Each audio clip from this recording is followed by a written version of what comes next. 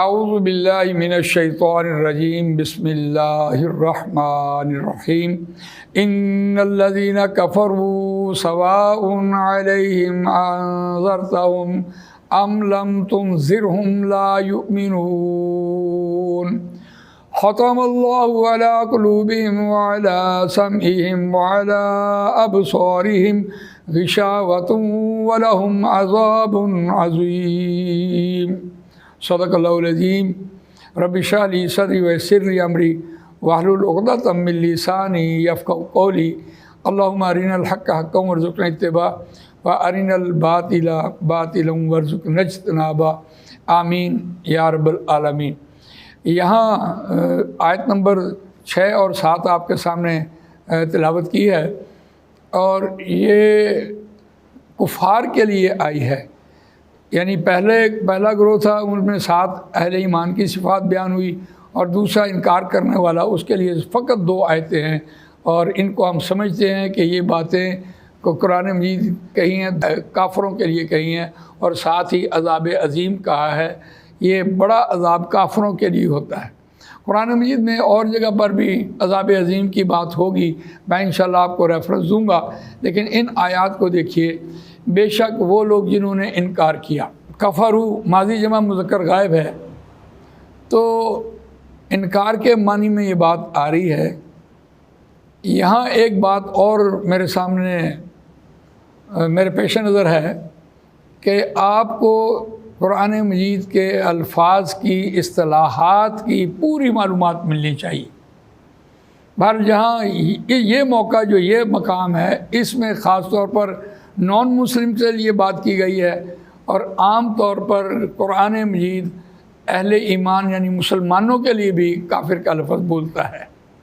وہ کہاں بولتا ہے کافر کا لفظ؟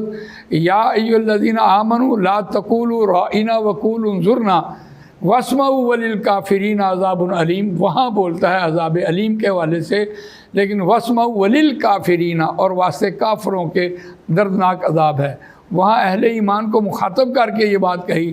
لیکن یا ایھا الذین آمنوا لا تبطلوا صدقاتکم بالمن والاذی کالذی ینفق مالہ رئاء الناس ولا یؤمن باللہ والیوم الآخر فمثلہ کمثل صفوان علیہ تراب فاصابہ وابل فترکہ صلدا لا یقدرون علی شیء مما کسبوا واللہ لا یہدی القوم الکافرین۔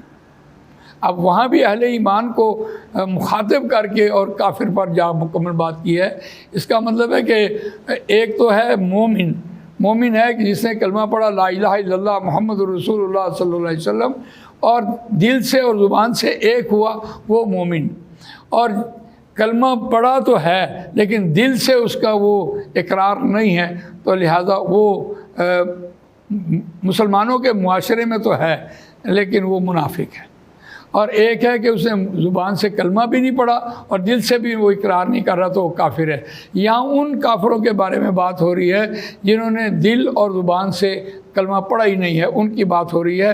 برابر ہے ان پر، سواء علیہم انذرتہم، برابر ہے ان پر، خواہ آپ انہیں ڈرائیں، ام لم تنذرہم، یا نہ ڈرائیں، یا آپ نے نہیں ڈرایا ان کو، لا یؤمنون، نہیں وہ ایمان لائیں گے۔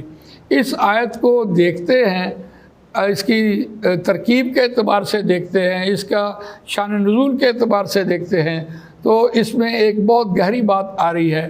اگر حمزہ کے ساتھ لم آ جائے، لم آ جائے، تو یہ خواہ کا ترجمہ دے رہا ہوتا ہے، ایک بات۔ دوسری بات ہے کہ لم تنذر، جب یہ مضارع کا جازمہ ہے تو آپ نے نہیں ڈرایا ان کو، یہ ترجمہ ہوتا ہے۔ بے شک وہ لوگ جنہوں نے انکار کیا، برابر ہے ان پر، خواہ آپ انہیں ڈرائیں یا نہ ڈرائیں، یعنی آپ نے ان کو ڈرایا یا نہیں ڈرایا، لیکن وہ محاورے کے اعتبار سے خواہ آپ ان کو ڈرائیں یا نہ ڈرائیں، لا یؤمنون، وہ ایمان نہیں لائیں گے۔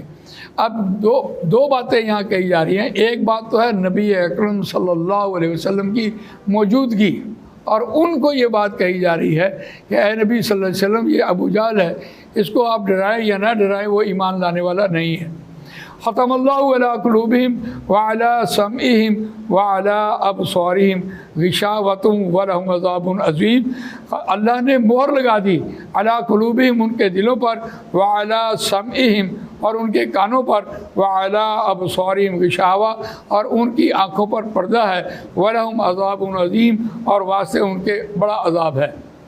یہاں ایک پنجابی کا محاورہ ہے جس سے یہ بات آسانی سے سمجھی جا سکتی ہے کہ آپ کسی کو دعوت دیں، اس درجے تک دعوت دیں کہ آپ اس نتیجے پر پہنچ جائیں کہ اسے کہا یا نہ کہا ایک برابر ہے، اب اس کو کہنے کی مزید ضرورت نہیں ہے۔ اگر یہ کیفیت پیدا ہو جائے تو پھر آپ کا کیا رول ہوگا؟ آپ کا رول ہوگا کہ آپ اس کو کوئی بات کہیں گے ہی نہیں۔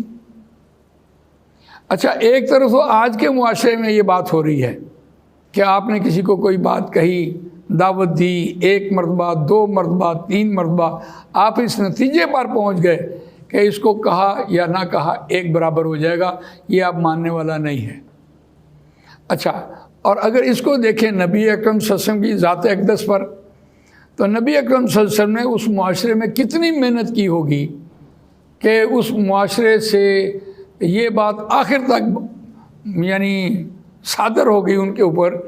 رسول اللہ صلی اللہ علیہ وسلم خوب بارش ہو رہی تھی اور ابو جہل کے گھر گئے، دروازہ کھٹکھٹایا، ابو جہل کی بیوی نے یہ بات کہی کہ آج جو سوالی آیا ہے اس کی مراد پوری کر دینا، لیکن جب دروازہ کھولا تو دیکھا نبی اکرم صلی اللہ علیہ وسلم موجود تھے اور کہہ رہے تھے قولوا لا الہ الا اللہ تفلحوا، تو لعن طعن کرتا ہوا واپس چلا گیا، بیوی نے اس کو پھر لعن طعن کی۔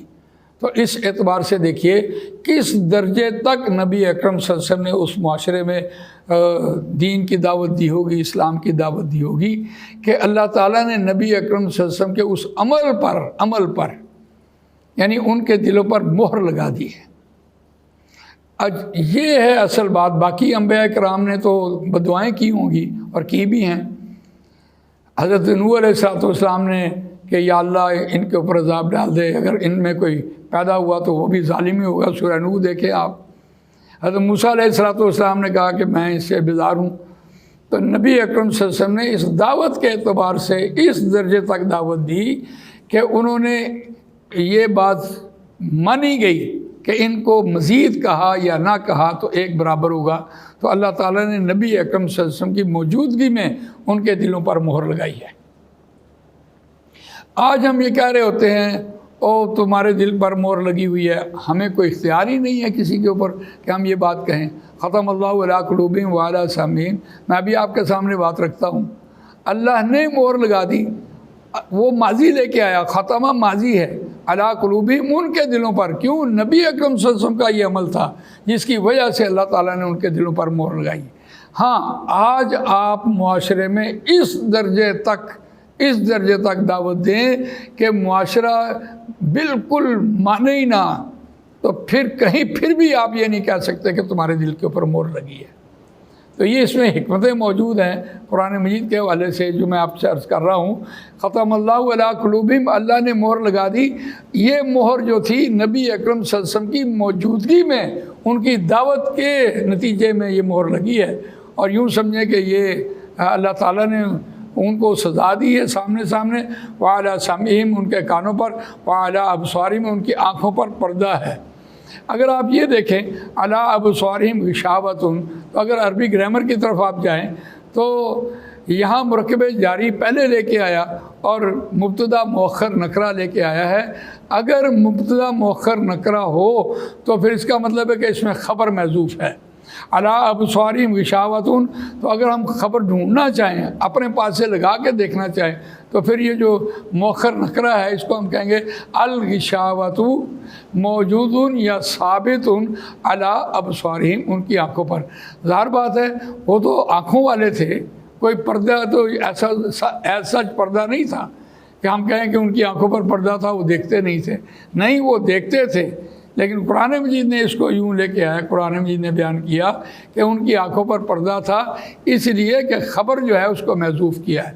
خبر کا محذوف کرنا بھی اس لیے ہے کہ یہ بات تا دم قیامت چلتی رہے گی اور لوگ سنیں گے اور پھر بھی نہیں مانیں گے، دیکھیں گے پھر بھی نہیں وہ مانیں گے، تو اس اعتبار سے وہ بھی اسی درجے میں جائیں گے۔ وَلَهُمْ عَذَابٌ عَظِيمٌ، اور واسطے ان کے بڑا عذاب ہوگا۔ یہاں بھی لہم جو ہے وہ مرکب جاری لے کے آیا، جملہ اسمیہ کا استثناءات ہیں یہ۔ ویسے اگر جملہ اسمیہ دیکھیے، العذاب العظیم، العذاب العظیم موجود ثابت لہم، یہ بنے گا، تو ہم یہ کہہ نہیں سکتے، اس لیے مرکب جاری قرآن مجید لے کے آیا ہے۔ اور جہاں عذاب عظیم لے کے آتا ہے اس کے لیے تو قرآن مجید نے اور بھی بڑے مقامات پر یہ بات کہی ہے کہ یہ بڑا عذاب ہے، اور اہل ایمان کے لیے کس درجے تک اس عذاب کو بیان کیا۔ جہاں قرآن مجید عذاب عظیم کے بارے میں بات کر رہا ہوتا ہے کہ آخرت میں بڑا عذاب ہوگا، وہاں قرآن مجید نے اور دوسرے مقامات پر بھی بڑی اہم بات ہمارے سامنے رکھی ہے۔ وقالت اليہود لیست النصارى علی شیء وقالت النصارى لیست اليہود علی شیء وهم یتلون الکتاب کذالک قول الذین لا یعلمون مثل قولہم فاللہ یحکم بینہم یوم القیامۃ فیما کانوا فیہ یختلفون۔ اب یہ 14واں رکوع یہاں شروع ہوتا ہے اور امت میں اختلاف کی بات قرآن مجید بتا رہا ہے کہ یہ یہود اور نصارہ نے آپس میں اختلاف کر کے ایک دوسرے کو برا بھلا کہا، جو بھی کچھ کہا کہ تمہاری کوئی بنیاد نہیں ہے، لیکن قرآن مجید نے کہا ان اختلافات کا جو معاملہ ہے وہ کل اگلے جہان میں آئے گا، یہاں اس دنیا میں اختلافات سے کوئی فائدہ نہیں ہوگا۔ لیکن امت مسلمہ کے لیے جو رہنمائی ہے، وَمَنْ أَظْلَمُ مِمَّنْ مَنَعَ مَسَاجِدَ اللَّهِ أَنْ يُذْكَرَ فِيهَا اسْمُهُ وَسَعَى فِي خَرَابِهَا أُولَئِكَ مَا كَانَ لَهُمْ أَنْ يَدْخُلُوهَا إِلَّا خَائِفِينَ لَهُمْ فِي الدُّنْيَا خِزْيٌ وَلَهُمْ فِي الْآخِرَةِ عَذَابٌ عَظِيمٌ۔ یہ آیت نمبر 114 یہاں مکمل ہوتی ہے کہ یہاں دنیاوی اعتبار سے جب ہم نے اپنی مسجدیں علیحدہ علیحدہ کر لی ہیں اور یہی بات دنیا میں رسوائی کا سبب بنی اور آخرت میں بڑے عذاب سے انسان دوچار ہوگا، تو یہ عذاب عظیم کے بارے میں بات کر رہا تھا کہ یہ عذاب عظیم تو ہے تو کافروں کے لیے، لیکن اہل ایمان کے لیے بھی بعض اوقات ایسے اعمال انسان کے ہوتے ہیں کہ جو آدمی کو وہاں تک پہنچا دیتے ہیں۔ اللہ تعالیٰ مجھے آپ کو قرآن مجید پڑھنے، سمجھنے، اس پر عمل کرنے، اس کو دوسروں تک پہنچانے کی توفیق عطا فرمائے۔ جزاک اللہ، سبحانک اللہم و بحمدک، نشہد ان لا الہ الا انت، نستغفرک و نتوب الیک۔ جزاک اللہ۔